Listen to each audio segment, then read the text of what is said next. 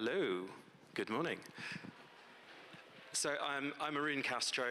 I am the roadie medic, self-styled roadie medic. So I'm not a rock doc, but I work for BAPAM, which is a charity that look after musicians, artists, dancers, and all sorts of people involved in creative arts.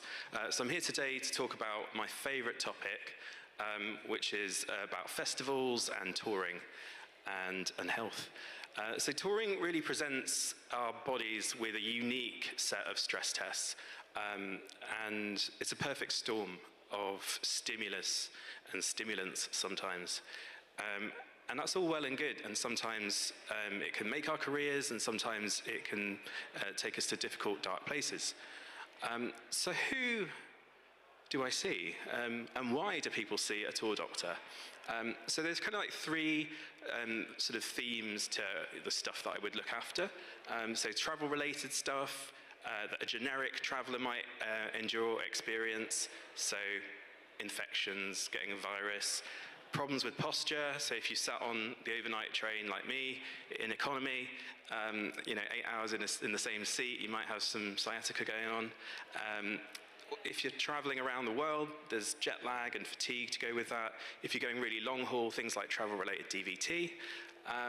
Then there's some touring-specific things, so noise exposure, light exposure, kind of outside of your normal circadian rhythms. And then there's all this cognitive burden. You're always on, your phone's always going off, you've always got WhatsApp messages, you've got things to post online, and there's a lot of cognitive burden. Add to that a bit of dehydration, not having time to look after yourself and get food and drink. And those are all kind of like touring specific. So you're in this vehicle of touring that just goes where it goes and you're a passenger in it. And then there's role-specific things. So I kind of help people with vocal health issues, some vocal strains, some things might be infection-related, something might be technique-related, and then there's other things to do with hearing health. So a weird one I had at a festival recently. Someone had some free in-ear molds fitted, and they kind of didn't put in, you're supposed to put in a little tampon thing before you put in the sort of silicone gel. And basically the silicone set towards their eardrum, and when they pulled it out, it just started bleeding like hell. And if you can imagine, your hearing's your livelihood, and what do you do in that situation? So I kind of got involved and helped them, and luckily everything went fine afterwards. So we did some audiogram baseline testing. We have a camera, so you have a look inside the ear and see what's going on. And in the end, the in-ears came out, and they had a temporary plug put in, and they could carry on doing their show and then their tour. But I guess, the worst case scenario is a perforated tympanic membrane. Then how are you going to fly? How are you going to hear what your band are doing? And all that kind of stuff that goes with it. So with that, there's a lot of mental health stuff, a crossover with some of the physical health stuff that sets you back, then starts to impact your mental health. So, for guitarists, repetitive strain injuries, or for, upper limb sort of stuff. For dancers, it's usually lower limb. And then, if you're part of production, lifting and shifting, working late, working at height, manual handling kind of injuries and that kind of stuff, and accidents. But yeah, I'm a rock star, so why should I care? Why should I care about all this? Well, I think we should care about it. Well, the answer's there. It's, yeah, I am a rock star, but I'm serious about my music. And, if you're serious about what you're doing and you see that as your personal expression, your career, the way you want to exist and, feed yourself and clothe yourself, then you've got to take these things seriously. And I think I saw the Rolling Stones at a stadium gig once, and I was like, how are they still doing it, in spite or despite of whatever's happened before? But I think we have so many emerging artists that come through, and I just think, why can we not have more evergreen careers or sustainability to it? And so that's kind of, with my medical hat on, just got me thinking we should be borrowing from the world of sports medicine and think of the performer, from all aspects. So from the biology, their psychology, and the social structures around them. So why do things go wrong? Well, so when you're on tour at a festival, you're separated from your protective factors. So that might be the people and places that keep you grounded, the routines that make you feel comfortable. And then you're in sort of unfamiliar environments and unfamiliar people. You just meet people for the first time, you have to get on with them. It's quite hard. It takes a lot of executive functioning to negotiate all that stuff. And so, you dumped into this venue for the first time, and it's psychologically slightly unsafe.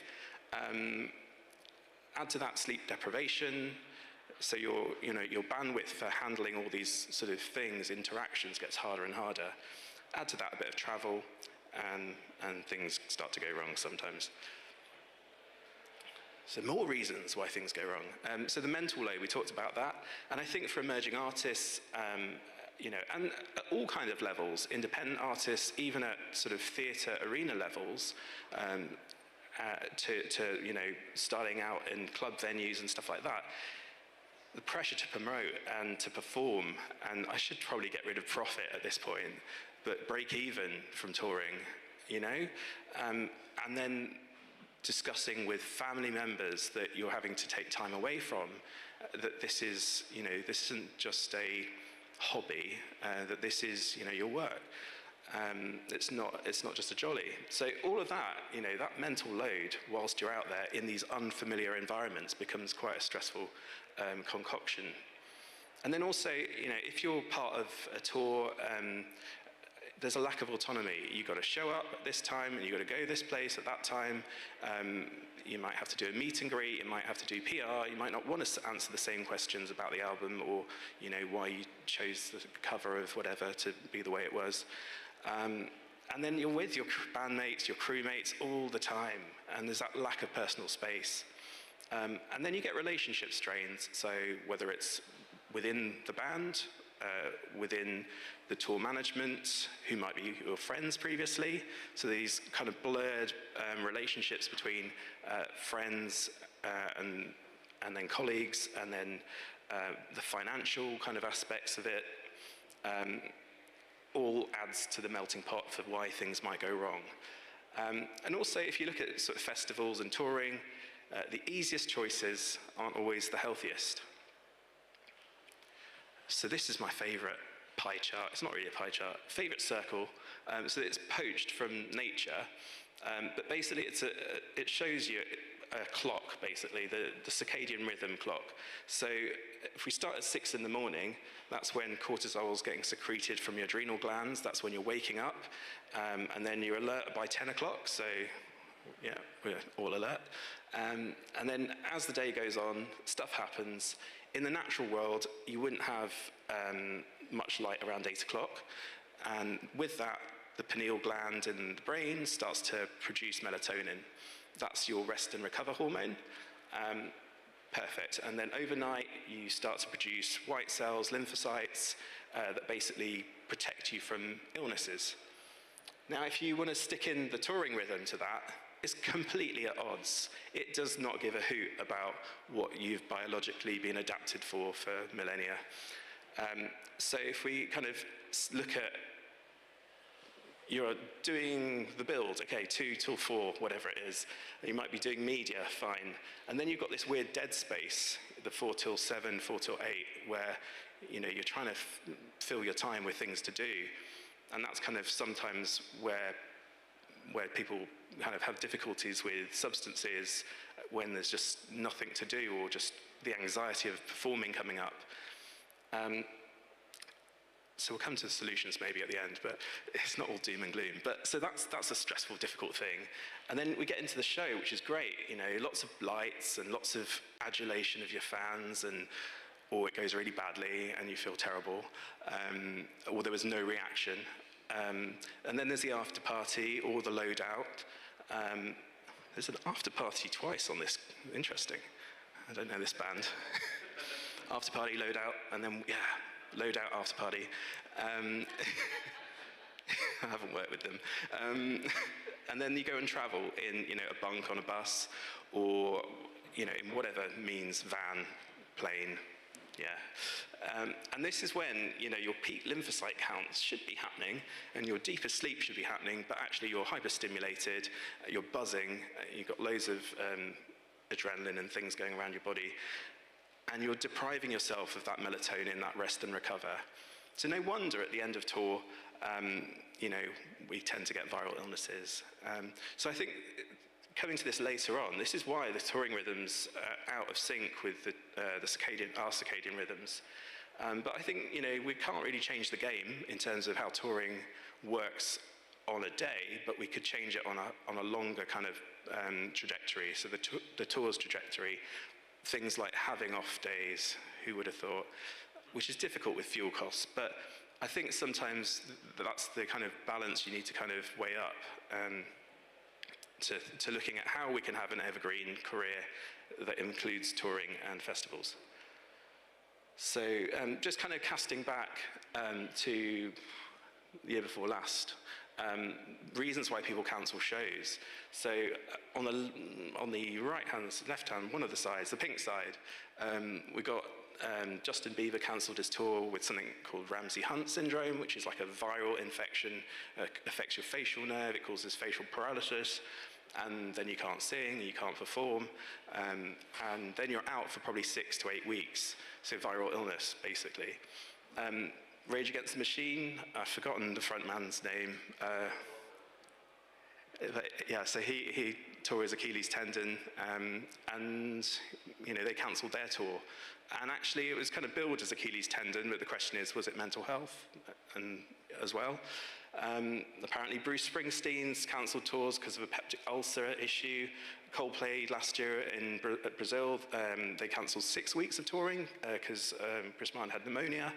And then sort of other injuries and problems, mainly in the hair metal genre. Wasp, their lead singer, he had a vertebral fracture with disc herniation. Imagine that on tour. Pain. So they had to, I think, take the whole tour a year back. And then Ozzy Osbourne with Parkinson's disease, unable to perform to the level that he wanted. On the other side of it, the world's talking about mental health cancellations. And what is this? Because maybe in the 80s it would be burnout or exhaustion. Now we're calling it mental health. What is that? There's such a granularity to it. And I think what's interesting is in terms of the sort of musician's insurance and contingency insurance that you might have for a tour, is kind of getting a good granularity of what your pre-morbid, what your normal state health is, and mental health. Because at the moment, they probably ask you, have you ever been sectioned? Do you take any antidepressants? Do you take antipsychotics? And that's about the level of the granularity. So on the, what that means is some people with really significant issues will withhold that information, and then the risk is to everyone else in the tour, and they don't get help, and the risk is to them personally. The flip side is they tell them everything, and then they can't get the insurance. So we need to be a bit more nuanced, and I think this mental health thing, all these names here have had to cancel for mental health.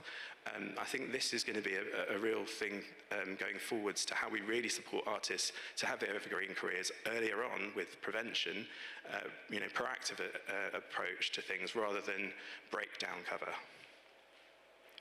So I've got probably about 2 minutes left, is that right? So maybe I'll leave you with this concept. So we've got the idea of homeostasis from school. So you've got an organism will kind of balance itself out to survive, to get to this balance.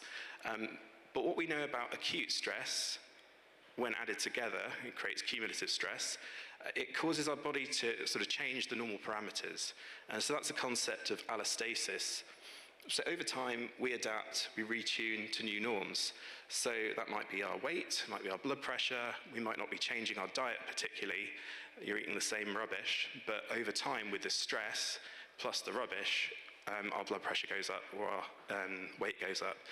So, thinking about your careers in music, it's acute and chronic stress.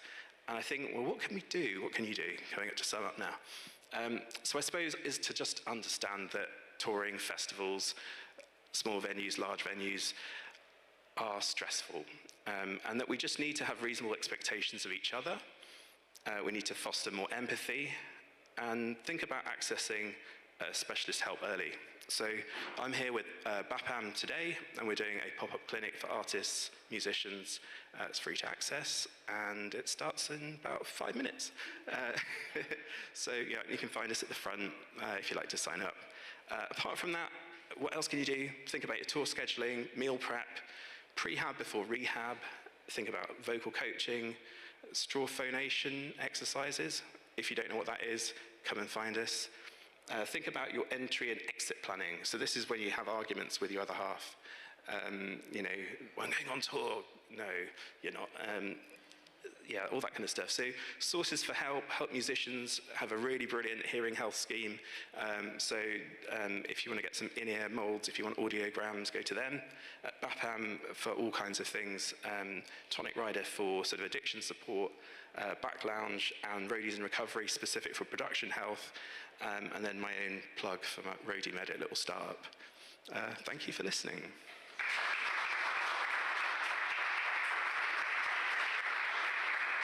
I think we're out of time, so if anyone wants to take questions or ask questions, just find me later on. I'll be around wearing this.